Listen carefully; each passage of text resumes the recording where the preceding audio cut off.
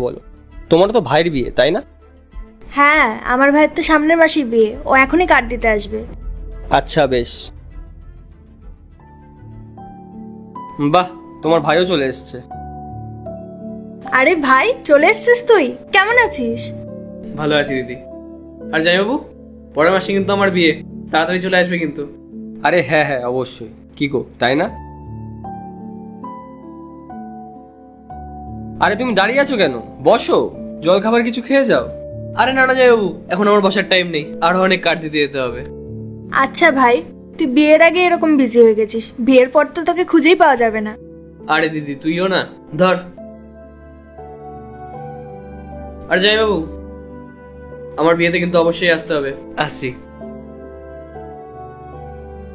ভাইয়ের বিয়েতে খুব মজা হবে। আমি তো ভাবছি কয়েকদিন আগেই চলে যাব। হ্যাঁ অবশ্যই। কার্ডটা একটু দাও দেখি।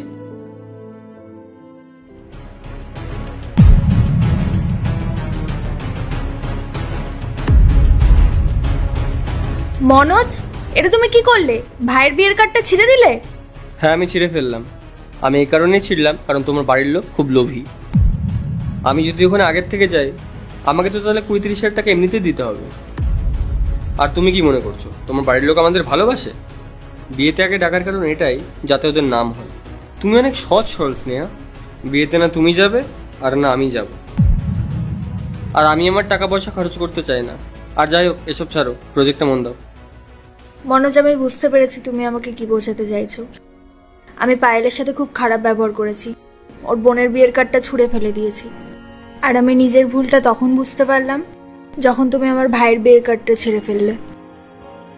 আমি এখন বুঝতে পারছি আমি যেটা ওর সাথে করেছি ওর খুব খারাপ লেগেছে। এই ভুল শোধরানোর জন্য আমরা ওর বোনের বিয়েতে অবশ্যই যাব। আমি তোমাকে এটাই বোঝানোর চেষ্টা করছিলাম। যাই হোক, তুমি নিজে থেকে বুঝে গেলে।